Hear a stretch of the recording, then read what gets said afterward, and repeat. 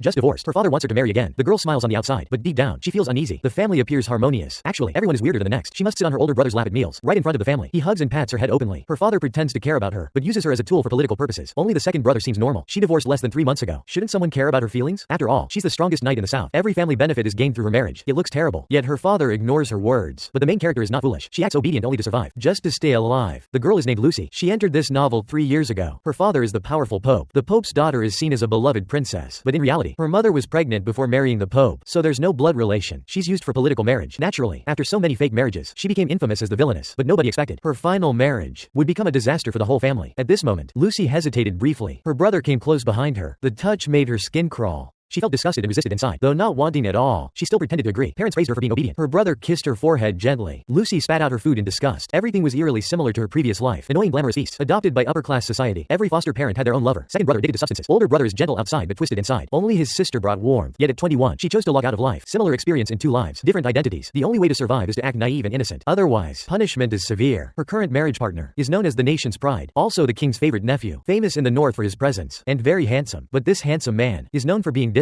Unmoved by women.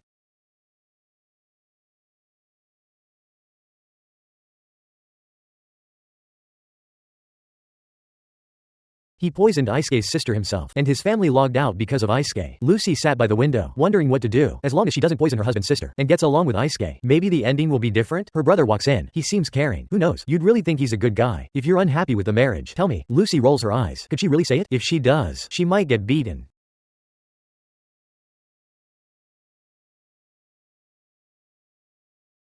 Lucy holds down her nausea, tries to squeeze out some tears. Her brother looks at her gently. Just treat it as a trip. Just bear it for half a year. Anyway, that guy won't touch you. I'll visit you often. Lucy finally smiles. Will you really visit me often? Behind her smile, she's frantically praying inside. Please, don't come at all. Just figuring out how to survive is hard enough for her. Soon it was her wedding day. White wedding dress. Beautiful face. Lucy pretends she's sad to leave. She forces tears, saying goodbye to her father. Silly child. We aren't parting forever. I'd like your brother to accompany you, but it's not possible. Lucy's regretful look actually hides her clear mind. She knows rumors about her and her brother are everywhere. If he went, that would stir up trouble. She acts out a father-daughter moment. She turns to face her second brother, still objecting, even though he's proud and impulsive. He's the only one who never harmed her in this house. She truly will really miss him. She says goodbye to the second brother. Big brother's grip wounded her face. It's just for visiting. He says big brother must visit, but in his heart, he won't come back again. Lucy leaves to get married, but Isuke shows no sign of being a groom. He doesn't even go fetch the bride. His subordinates describe the bride's beauty. He remains cold-faced, not expecting you to fetch her. At least come home for a meal. Put yourself in her shoes. Like a hostage in a strange place. She must be so lonely and scared. Beloved sister gets married, but the groom isn't her. You think she loves, but it's not true. It's just twisted possessiveness. The crowd looks. Someone like me actually has severe personality disorder. 1 minute speaking gently to you. The next minute suddenly raises her fist. Because of this, Lucy lives at home worse than a dog. If she doesn't obey, her father scowls at her. Her brother even uses a whip. Therefore, pretending to be naive became the only way she could survive.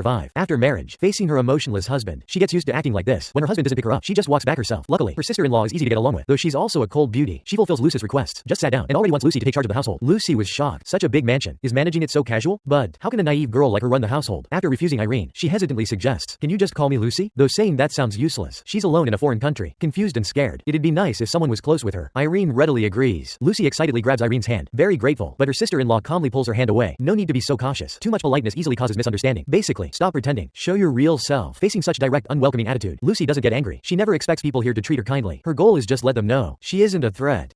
After dinner, Irene takes her to the room specially prepared for her. Lucy looks delighted. Luxurious room, huge balcony, and the ocean under the sunset. A dreamy pink scene. Everything satisfies her. So when Irene explains apologetically, brother might return very late, Lucy waves her hand unconcernedly. She prefers it that way. She isn't seeking husband's love, but the maid behind Irene gives Lucy a meaningful look. Seems tonight won't be simple. As expected, just half asleep, Lucy is woken up by the cold. Turns out the fireplace went out somehow. She suddenly feels uneasy. It said monsters abound in the north, so the holy fire must always be lit. First, for warmth. Second, to keep monsters away, unless someone deliberately extinguished the fire. Otherwise, it wouldn't go out by itself. Thinking of that ominous look from the maid during the day. Could she be trying to teach Lucy a lesson? Suddenly, panting sounds are heard behind her. Lucy turns around and is so scared she falls to the ground. Outside the window, a monster with glowing green eyes is staring at her. Watching this creature approach closer, she wants to run, but her body won't move at all. She thinks her life is about to end here. Just then the maid opens the door. Her loud screams call Irene too. Next moment, a flash of light. The monster's body is split in two. Lucy opens her eyes and sees the man she hasn't met yet, her husband. She hasn't even thanked him, but he immediately questions her. Why did you do that? Lucy is stunned. His eyes are full of indifference. Why did you extinguish the holy fire? His wife almost lost her life, but he thinks she's acting. It's not really her fault. After all, she got engaged to 3 men in 1 year, then always found excuses to break it off. The worst excuse was, you're too young, hurting a man's feelings so much that he never left his home again. So Iska thinks extinguishing the holy fire and attracting monsters is just Lucy looking for reasons to break the marriage.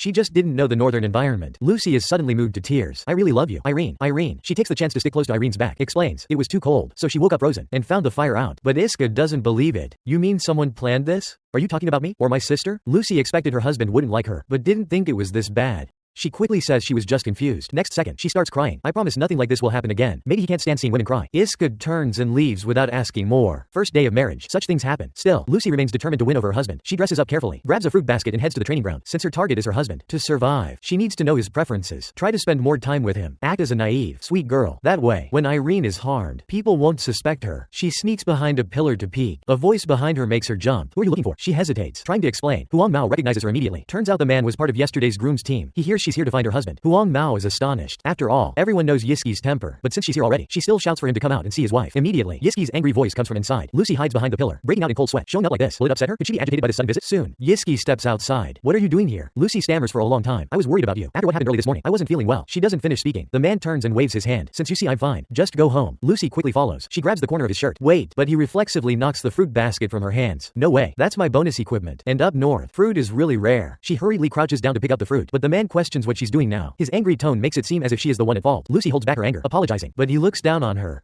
Why are you picking things up from the ground? Fine, then you pick them up. Even though she's mad, she keeps her composure. Lucy instantly bursts into tears. Sorry, I made you unhappy. I just wanted to clear up the misunderstanding. What misunderstanding? You said I was making excuses to break off the engagement. I understand it's reasonable for you to dislike me, but the man just sneers. He even denies disliking her. That's a big surprise for Lucy. Seems crying works. Her plan succeeded. Her eyes sparkle with hope. You aren't lying to me, right? But this time, he just stays silent. Oh no, maybe she went too far. After a long pause, Yiski sighs. He even crouches to pick up the fruit. Don't bother with these things next time. Hurry and write to the church. Ask to go home. So rather than hating her, he seems to be wary. All her awkward acts are useless in front of him. Since that's the case, maybe it's time to go big. Lucy shouts loudly at the man walking away. But I really don't want to do this, because I like you. To survive, she confesses urgently to her husband. Even if his eyes flash fiercely upon hearing it, she doesn't back down. He's the first one to save her from danger like yesterday, so she can't help falling for him. But before she finishes, he already walks off, leaving the crowd applauding her boldness. Lucy isn't even surprised. After all, his attitude was better than expected. So, after a few peaceful days, Lucy gets all dressed up for a royal banquet. It's been days. Yiski is said to be especially busy this summer. Looks like she'll have to attend the banquet alone. Unexpectedly, as she heads downstairs, she meets her sister-in-law. Wow, how could she forget such a dazzling goddess? Luckily, she married in. Otherwise, this beautiful and cute sister-in-law almost ended up with her silly second brother. After greeting Irene, she meets her husband's old friend, Yulia. Unlike the cool Irene, Yuli greets Lucy warmly upon meeting her. She even winks playfully while saying hello. Such a charming personality. No wonder even the servants really like her here. Lucy gives a bright smile too. Nice to meet you. Suddenly, Yuli pulls Irene and exclaims, why didn't you tell me the lady is this cute? With all these gestures, anyone would think this girl is special, if not for her odd look later. I'd be fooled too. All three head to the palace. Irene and Yuli soon blend into the crowd. They're enjoying themselves. Lucy feels like an outsider. This strange yet familiar atmosphere reminds her of banquets in Rome. All those people trying to get close to her father and brother, always trying so hard to please her, because in outsiders' eyes, she was the object of envy. But who really knows how sad her private life was? Lost in thought, someone approaches her. Besides greeting His Holiness, they're more curious about her as Iska's wife. Just as Lucy doesn't know how to respond, Irene stands by her side. She mutters, these people are so annoying. Lucy freezes completely. Did she really say that? Suddenly, Yuli waves toward the entrance. Her husband just arrived. Lucy greets him, but Iska only glances coldly at her. He quickly turns away, leaving his wife awkwardly alone. Yuli feels injustice for her. Lady, let's go talk to him. Lucy clenches her fists. After all, everyone knows how Iska ignores her, so whatever she does next, nothing could be more awkward than now. She strides into the tent. Everyone stares in shock as she shows up. A bright, cheerful smile. So happy. Good to see you again. You're looking handsome today. Lucy knew exactly what the audience wanted most. They want to see him act out. Watch. They want to see him angry. Watch him argue with Iske. But his character is naive and innocent. How could he act like that? Seeing her husband's impatient face, he pretends not to notice. I won't bother you anymore. From now on, I'll only hide and watch you. Lucy wanted to play the devoted admirer, but their understanding didn't match. The man barely reacted to her words at first. Suddenly, he grabs her shoulder. Why are you hiding? Do you want to log out? Lucy shakes her head frantically. Did she trigger some fatal mechanism? Why does Iske react so strongly? She almost bursts into tears again. The blonde explains to her, because living in the north is very dangerous. So is paladins. They always track magical aura. They keep their sword energy and holy power at peak. If ordinary people get close, they might get hurt by accident. So that's why. Lucy lowers her head awkwardly. She's a native southerner. She really had no idea. Then Irene steps forward, breaking the awkward moment. Your schedule changed. You should have told me in advance. Yuri blinks playfully and complains. So many beauties at home waiting for you. You don't appreciate it? But Iske ignores their words. He keeps staring at Lucy with a gloomy face. Seems like he wants to tell Lucy something. But then, the Emperor arrives. Everyone has to greet the Emperor together. Seeing Iske confront the Emperor, she realizes her husband's bad temper. It's not just directed at her. She feels comforted.